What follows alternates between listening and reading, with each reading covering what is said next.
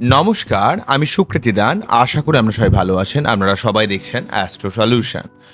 আজকে আমি আলোচনা করব যে সমস্ত বৃশ্চিক রাশি বা লগ্নের মে মাসে রাশিফল নিয়ে অলরেডি ভিডিও করেছে। দীর্ঘদিন পর আবার ভিডিও করতে এসেছি আপনাদের কাছে। মে মাসে সমস্ত বৃশ্চিক রাশি বা লগ্নের এমন কিছু পরিবর্তন রয়েছে যেগুলো আপনাদের জীবনে অনেক দিক থেকে অনেক সমস্যা থেকে টেনে বার করে আনার চেষ্টা করবে। কোন সমস্ত পজিটিভিটি এবং কোন মেন নেগেটিভিটির জায়গায় মে মাসে আপনাদের সাবধান হতে হবে, সব কিছু নিয়ে পুঙ্খানুপুঙ্খভাবে বিশ্লেষণ করব। তো আশা করবো আপনাদের ভালো লাগবে। তো অনুষ্ঠানটিকে মন দিয়ে শুনুন এবং বোঝার চেষ্টা করুন। প্রথমে বলবো, দেখুন বৃশ্চিক রাশি বা লগ্নের ক্ষেত্রে চারটে যে গ্রহের কমন অবস্থান, লগ্নের এক্সপেক্টে বা রাশির এক্সপেক্টে চতুর্থ দশমে রাহুকেতুর অবস্থান, তার জন্য অলরেডি পরিবার কেন্দ্রিক ব্যাপারে, মায়ের শরীর স্বাস্থ্যের ব্যাপারে, পারিবারিক বিভিন্ন অস্থিরতার ব্যাপারে, পারিবারিক শান্তির ব্যাপারে বিভিন্ন ডিস্টারবেন্স কিন্তু সমস্ত বৃশ্চিক রাশি বা লগ্নের মানুষকে ফিল করতে হয়েছে 2025 মে থেকে। যদিও অনেক কিছু পরিবর্তন, পরিবার কেন্দ্রিক অনেক পরিবর্তন, বাসস্থান পরিবর্তন, জীবনের সার্বিক পরিবর্তনের জায়গাটা কিন্তু ইন্ডিকেট করেছে, যেহেতু ফোর্থ হাউসে বৃহস্পতিদেব অবস্থান করেছে। ফোর্থ হাউসে রাহুদেব অবস্থান করেছে, মাফ করবেন, বৃহস্পতিদেব নয়। অন্যদিক থেকে দশমভাবে কেতুদেব অবস্থান করার জন্য সার্বিকভাবে কর্মকেন্দ্রিক অনেক ডিস্যাটিসফ্যাকশনের মধ্যে আপনাদের যেতে হয়েছে, কিন্তু অনেক কর্মকেন্দ্রিক পরিবর্তনের কিন্তু রূপরেখা তৈরি করেছে, যেহেতু 10th হাউসে কেতু রয়েছে। অন্যদিক থেকে অষ্টমভাবে বৃহস্পতিদেব উত্তরাধিকার সূত্রে সম্পত্তি প্রাপ্তি, ফাটকা ইনকাম, জীবনের সার্বিক শুভ পরিবর্তনের দিক থেকে ভালো হলেও অষ্টমভাবে বৃহস্পতি কিন্তু গুরুস্থানীয় মানুষের একটা অসহযোগিতা বা আপনার জীবনে কিছুটা সঠিক জ্ঞান বা সঠিকভাবে চেতনার জায়গাগুলোতে গুরুস্থানীয় মানুষের থেকে কিছু ডিস্টারবেন্স বা আপনাদের গ্যাস অম্বলের সমস্যা, অনেক ক্ষেত্রে বুদ্ধি ইমপ্লিমেন্টেশনে কিছু সমস্যা এবং অর্থকেন্দ্রিক কিছুটা চাপ কিন্তু তৈরি করেছে। অন্যদিক থেকে শনিদেব পঞ্চমভাবে থাকার জন্য কিছুটা আনরোম্যান্টিক করেছে এবং আপনাদের পড়াশোনা কেন্দ্রিক ব্যাপারে, সন্তানের ব্যাপারে আপনাদের কিন্তু যথেষ্ট এফোর্ট দিতে হবে। প্রেম করে বিবাহের দিক থেকে ভালো হলেও আপনাদের প্রেমের দিক থেকে কিন্তু বা রোম্যান্টিকতার দিক থেকে আপনাকে লাইফ পার্টনারের সুবিধা ব্যাপারটাকে বুঝতে হবে। আপনি জীবনে যে সেগমেন্টে দাঁড়িয়ে রয়েছেন সেই জায়গাটা কিন্তু আপনাকে ফিল করতে হবে, আপনাকে বুঝতে হবে, ব্যাপারটা দেখতে হবে। এগুলো অলরেডি কমন ব্যাপার। কিন্তু সব থেকে যে পরিবর্তনের ব্যাপারটা বলবো সেটা হচ্ছে 11ই মে এখানে মঙ্গলদেব রাশি পরিবর্তন করে পঞ্চম ভাব থেকে অর্থাৎ মীন রাশির ঘর থেকে মেষ রাশির ঘরে প্রবেশ করে সক্ষেত্রী হবে। তাহলে এই যে অবস্থানের এই যে পরিবর্তন সমস্ত বৃশ্চিক রাশি বা লগ্নের জীবনে অনেক কিছু সম্ভাবনা কিন্তু বয়ে নিয়ে আসবে।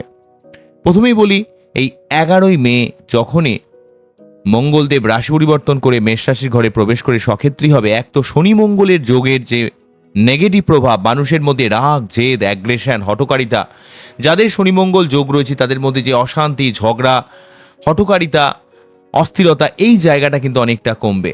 এবং সেই সঙ্গে শনি মঙ্গল যোগের খণ্ডনের সঙ্গে সঙ্গে যাদের বিভিন্ন ধরনের সম্পত্তি সংক্রান্ত লিটিগেশন, শরীর সংক্রান্ত সমস্যা বা অত্যন্ত রাগ জেদের জন্য অনেক দিক থেকে অনেক মানুষের সঙ্গে বিনা কারণে যে মতবিরোধ তৈরি হচ্ছিল সেই জায়গাটা ঠিক হবে।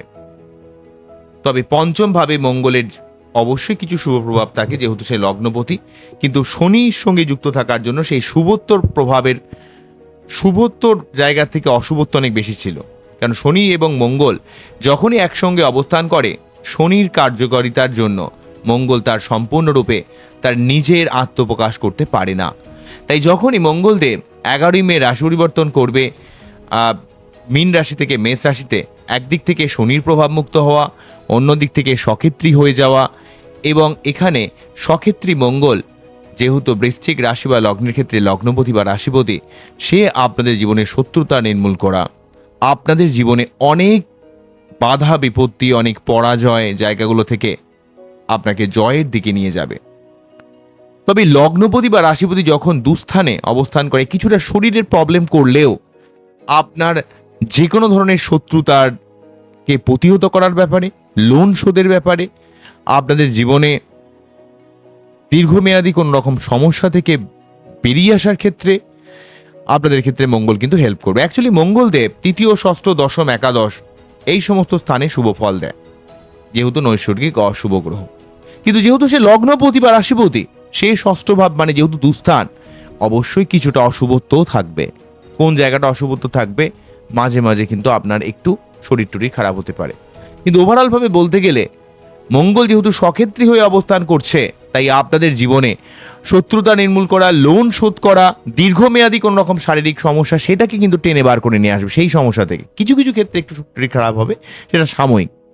এবং অন্যদিক থেকে সম্পত্তি সংক্রান্ত লিটিগেশন সেই জায়গা থেকে আপনাদেরকে অনেকটা বার করে আনবে। যে সমস্ত মহিলাদের ক্ষেত্রে বিবাহিত জীবনে সমস্যা রয়েছে, গাইনোকল বিভিন্ন সমস্যা রয়েছে, সেই জায়গাগুলো থেকে অনেকটা ঠিক করবে। ছেলেদের ক্ষেত্রে সুগার প্রেশারের সমস্যা থেকেও কিন্তু অনেকটা টেনে বার করে নিয়ে আসবে। এবং বৃশ্চিকের ক্ষেত্রে যেহেতু মঙ্গল সক্ষেত্রী হবে, তাই এই সক্ষেত্রী মঙ্গল সার্বিকভাবে লগ্নপতি বা রাশিপতি হওয়ার জন্য আপনার জীবনের সার্বিক একটা উন্নতির যোগ কিন্তু 11ই মে থেকে শুরু হয়ে যাবে। তাই অবশ্যই এই সময়টাকে আপনারা ভালোভাবে কাজে লাগান, মাথা ঠান্ডা রেখে কাজ করুন। এবং একটু আপনারা যেহেতু 11ই মে থেকে মঙ্গলদেব ষষ্ঠভাবে অবস্থান করছে, তাই যে কোনো রকমের কম্পিটিশন যে জায়গাগুলো রয়েছে, সেটা কোনো ইন্টারভিউ হোক, সেটা কোনো গভর্নমেন্ট সার্ভিস হোক, যারা চেষ্টা করছেন অবশ্যই এই জায়গাটা যদি সঠিকভাবে চেষ্টা করেন, আপনাদের জীবনের উন্নতি অবশ্যই একটা বড় সুযোগ কিন্তু তৈরি করে দেবে মঙ্গলদেব।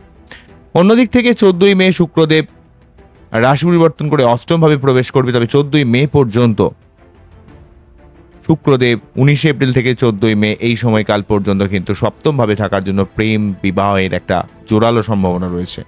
জীবনে নতুন কোনো প্রেম আসতে পারে, বা আপনার জীবনে বিবাহের একটা জোরালো সম্ভাবনা তৈরি করবে, বা আপনার ব্যবসায়ের দিক থেকে বা ভালো ভালো মানুষের একটা সান্নিধ্য বা আপনার মধ্যে একটা ইনটিউশন ক্ষমতার জন্ম দেবে, বা কিছু কিছু ক্ষেত্রে আপনার অর্থের কিছু সুযোগ কিন্তু তৈরি করবে। কিন্তু 14ই মের পর থেকে শুক্রদেব যেহেতু সপ্তমপতি হয়ে অষ্টমে প্রবেশ করে যাবে, তখন কিন্তু শুক্রদেব অষ্টমভাবে প্রবেশ করার জন্য আপনাদের লোয়ার অর্গান সংক্রান্ত কিছু সমস্যা, বা লাইফ পার্টনারের সঙ্গে মাঝে মাঝে একটু মতবিরোধ লেগে যাওয়া, বা লাইফ পার্টনারের কিছুটা শারীরিক সমস্যা নিয়ে কিছুটা টেনশন চিন্তা আপনাদের থাকবে। এই ব্যাপারে একটু দেখতে হবে শুক্রদেব অষ্টমভাবে চলে আসার জন্য। শুক্রদেব যখনই অষ্টমভাবে চলে আসবে, তখনই কিন্তু জেনারেলিভাবে একটা ভোগের দিক থেকে, ভালো থাকার দিক থেকে কিছু ডিস্টারবেন্স তৈরি করে। তবে মঙ্গল যেহেতু লগ্নপতি বা রাশিপতি হয়ে সক্ষেত্রী থাকছে, তাই আপনার জীবনে একটা শক্তি, আপনার সম্পত্তি, আপনার জীবনের যে কোনো সমস্যা থেকে বেরিয়ে আসার দিক থেকে, মান সম্মান, আপনার সার্বিক উন্নতির দিক থেকে মঙ্গলদেব হেল্প করবে। কিন্তু শুক্র 14ই মের পর থেকে অষ্টমভাবে প্রবেশ করার জন্য একটু অর্থ খরচ হয়ে যাওয়া, লাইফ পার্টনারের শরীর টুটি খারাপ হওয়া, বা লাইফ পার্টনারের সঙ্গে মাঝে মাঝে একটু মতবিরোধ তৈরি হয়ে যাওয়া, এই ব্যাপারটা একটু সাবধান হতে হবে। তবে শনি মঙ্গল যোগ যেহেতু চলে যাচ্ছে, তাই আপনাদের ইরিটেশন, ফ্রাস্ট্রেশন, অ্যাংজাইটি, বা মাঝে মাঝে অ্যাগ্রেসিভ যে মেন্টালিটি, তো সেই জায়গাটা অনেকটা কমবে। তাই মঙ্গলের দিক থেকে সার্বিকভাবে আপনারা শুভ ফল লাভ করবেন। অন্যদিক থেকে 15ই মে সূর্য এবং বুধ একসঙ্গেই মোটামুটি সপ্তমভাবে প্রবেশ করবে, এবং সেক্ষেত্রে যেহেতু একাদশপতি এবং অষ্টমপতি বুধ সপ্তমে থাকবে, এবং সূর্যদেব দশমপতি সপ্তমে থাকবে, ব্যবসা করে যারা উন্নতি করার চেষ্টা করছেন, ব্যবসায়িক দিক থেকে অনেক আপনারা সুযোগ পাবেন। ভালো ভালো মানুষের সান্নিধ্য লাইফে পাবেন। অনেক ভালো ভালো মানুষের একটা কমিউনিকেশন বা কানেকশন তৈরি হবে, বা বিয়ের কোনো যোগাযোগ হতে পারে, সম্পর্ক কেন্দ্রিক কিছু যোগাযোগ হতে পারে। যারা কোনো রকম সোশ্যাল নেটওয়ার্কিং সাইডে কাজ করেন, মিডিয়া লাইনে কাজ করেন, বা যারা কোনো রকম পরিবহন রিলেটেড কাজ করেন, বা এক্সপোর্ট ইম্পোর্টের বিজনেস করেন, যেখানে কানেকশন ব্যাপারটা অত্যন্ত অদপ্রতভাবে জড়িত রয়েছে, সেই সংক্রান্ত ব্যবসায় বা গভর্নমেন্ট রিলেটেড যারা কাজ করছেন, সেই সংক্রান্ত কাজে এখানে কিন্তু সূর্য এবং বুধ একসঙ্গে অবস্থান করার জন্য হেল্প করবে। তবে যেহেতু বৃহস্পতিদেব অষ্টমভাবে থাকছে, তাই আপনাদেরকে একটু মাথা ঠান্ডা রেখে কাজ করতে হবে, নালে এখানে কিন্তু অনেক সময় গুরুস্থানীয় মানুষের একটা রোষে পড়ে যাওয়া, বিনা কারণে একটা মতবিরোধ তৈরি হয়ে যাওয়ার ব্যাপার কিন্তু রয়েছে। তবে রাহু কেতু 2025-এর মে থেকে অবস্থান করছে 2026-এর 5ই ডিসেম্বর পর্যন্ত। তবে প্রথমের দিকে যতটা ডিস্টারবেন্স করে থাকে রাহু কেতু, যে ঘরে অবস্থান করে টোটালি 1.5 বছর অবস্থান করে, 18 মাস অবস্থান করে, কিন্তু মোটামুটি যখন সেটা 1 বছর হয়ে যায়,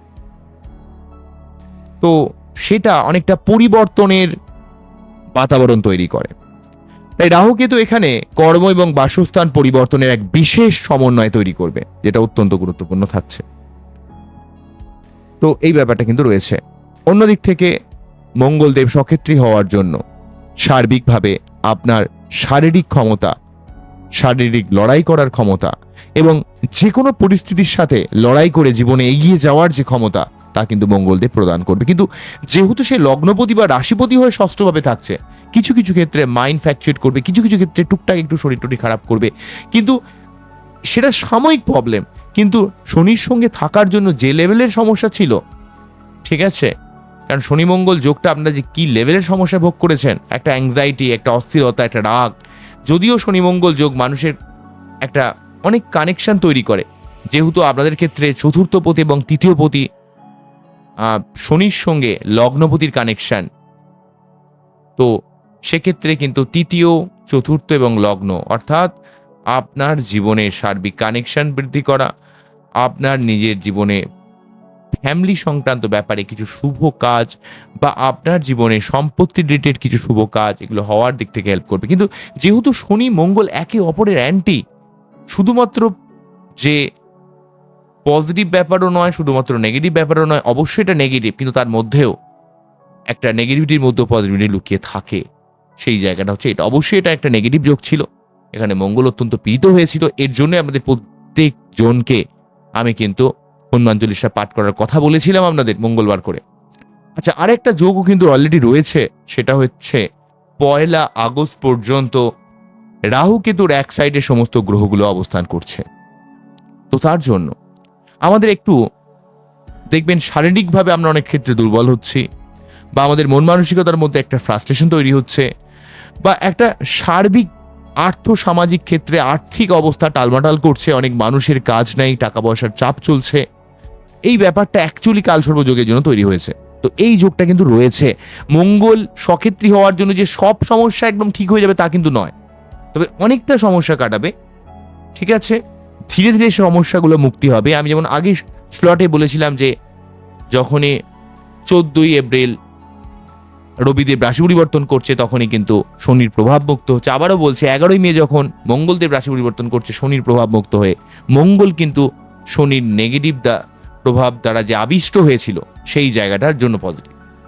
কিন্তু যেই জায়গাটা নেগেটিভ, অষ্টমে বৃহস্পতিদেবের অবস্থান, শুক্রদেবের অষ্টমে অবস্থান। তবে একটা কথা বলতে হবে, শুক্রদেব এবং বৃহস্পতিদেব একসঙ্গে যেহেতু অষ্টমভাবে অবস্থান করবে 14ই মের পর থেকে, যদিও দুজনেই অষ্টমভাবে থাকবে, অষ্টম ভাব কিছুটা মিস্ট্রিয়াস ভাব, গোপন বিদ্যার ভাব।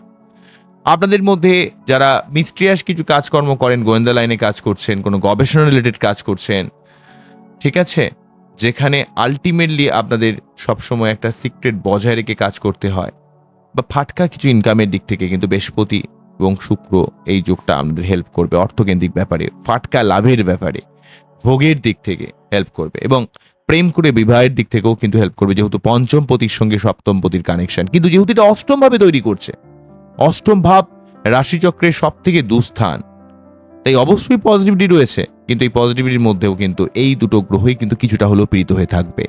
সেই পীড়িত হয়ে থাকার জন্য শুক্রের যে বেসিক কারকতা, কামনা বাসনা ভোগ, জাগতিক সুখ ঐশ্বর্য, অর্থ, লাইফের সার্বিক শান্তি, পরিতৃপ্ততা, এবং বৃহস্পতি মানে হচ্ছে জ্ঞান, প্রজ্ঞা এবং গুরুস্থানীয় মানুষের সহযোগিতা, এই জায়গাগুলো থেকে কিছু না কিছু ডিস্টারবেন্স অবশ্যই থাকবে।